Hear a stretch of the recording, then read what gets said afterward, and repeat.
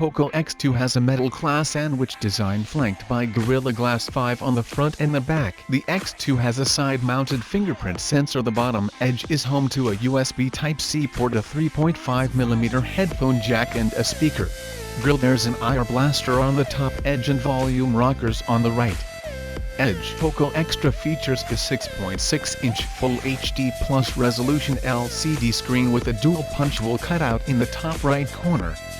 It gives the display a 20:9 aspect ratio, which offers a wider screen state for viewing videos or playing games. The highlight of the display on the Poco X2 is that it supports a 120Hz refresh rate, which offers a smooth navigation and it helps improve the gaming experience. Poco X2 has a 64-megapixel quad camera setup that uses Sony IMX6 sensor for the primary camera with 1.89 aperture and PDAF support, and 8-megapixel ultra-wide lens follows this with a 120-degree field of view.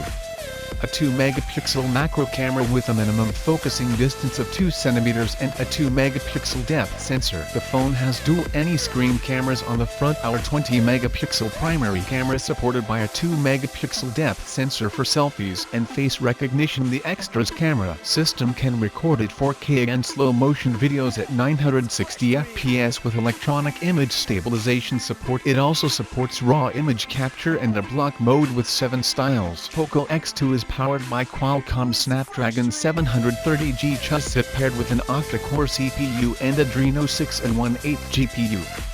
This is a gaming-centric processor by Qualcomm, as it brings some Snapdragon Elite gaming features to the table. It renders graphics 15% faster than the previous generation, supports true HDR gaming and cinematic quality processing. The phone comes with 8GB of RAM and 256GB of a storage option. The battery capacity is rated at 4,500 mAh with support for 27-watt fast charging, and Poco claims the fast charge provided in the box can fuel the phone fully in 68 minutes. Poco X2 seems like a value for money offering with a high refresh rate, a screen, powerful chips are tuned for gaming, a versatile quad camera array and fast charging support. The Redmi Note 9 Pro is a bulky phone. The front and rear of the Redmi Note 9 Pro are both made using Gorilla Glass 5. While the frame is polycarbonate, the most distinctive feature on the front is of course the new embedded selfie camera, which is centered at the top of the screen. Xiaomi has done well in terms of design, and the Redmi Note 9 Pro does feel fresh without actually changing too much for a phone in this segment. There's the usual USB Type-C port, 3.5mm audio socket and a speaker on the bottom. You get a 6.67-inch Full HD Plus screen which has a tall aspect ratio to accommodate the front camera. It might surprise many fans who follow current trends because it is a standard 60Hz panel and doesn't have a 90Hz refresh rate like some other recently launched devices. This device comes with a Snapdragon 720G chipset. You can get the Redmi Note 9 Pro with 4GB of RAM and 64GB of storage, or with 6GB of RAM and 128GB of storage. The Redmi Note 9 Pro is more than powerful enough to handle anything from basic calls and messaging all the way up to heavy 3D gaming, and with no travel whatsoever. The squared-off camera bump on the rear might also surprise some Let Me Know to Cities fans. It is a quad camera setup. The primary shooter has a 48-megapixel resolution with 1.79 aperture. Next to it you will find an 8-megapixel wide-angle camera, which is a pretty standard for this price level. The 2-megapixel depth sensor in the lower row is also basic. What is interesting is the fact that the macro camera has a 5-megapixel resolution. This device comes with an improved night mode, super phase detection, autofocus and a color profile optimized for Indian users.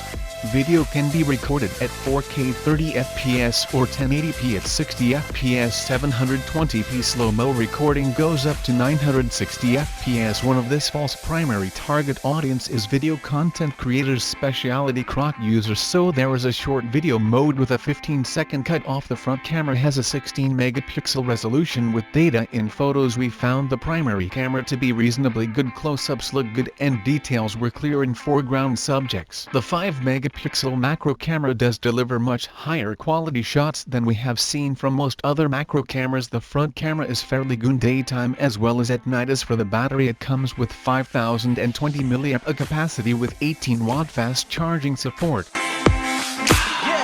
Xiaomi Redmi Note 9s have a 6.67-inch LCD screen. The Full HD Plus resolution is pin-sharp with an impressive 91% screen-to-body ratio and a tall 20:9 aspect ratio. The Note is comfortable to hold in one hand. Meanwhile, the phone's carved glassy glass back is an attractive contrast with its matte sights. With Redmi Note, we have moved away from the screen not seen in previous generations to a new dot-drop display. This involves a tiny cutout at the top of the display for selfie camera. Xiaomi Redmi Note might be a budget phone, but its performance is decidedly mid-range. With the help of the Snapdragon 760G with 4GB or 6GB of RAM depending on the variation, you are getting very good performance from this device. Xiaomi Redmi Note comes with 4 rear cameras which are housed in a big square camera module. The main camera here is 48-megapixel shooter that uses a Samsung image sensor. There is also an 8-megapixel ultra-wide camera, hour depth sensor for portrait shots, and a macro camera for close-up photography. You can record 4K video at 30 FPS and 720p super slow mode video at 960 FPS. On the front you have a 16-megapixel selfie camera. The camera app is generally easy to use and you can swap between standard photo, the 48-megapixel mode, or at night panorama and promote. But this being an AI camera, the general idea is to point and shoot. If you are a keen photographer, you will love this camera phone, but for most people it will easily suffice, and especially at this price. The key selling point of this phone is arguably its battery. This is a massive 22 million per cell, and given the budget to mid-range hardware inside this phone, it could easily last you up to 2 days depending on your users. Yeah, margin. This is Digital Outside. I will catch on the next one.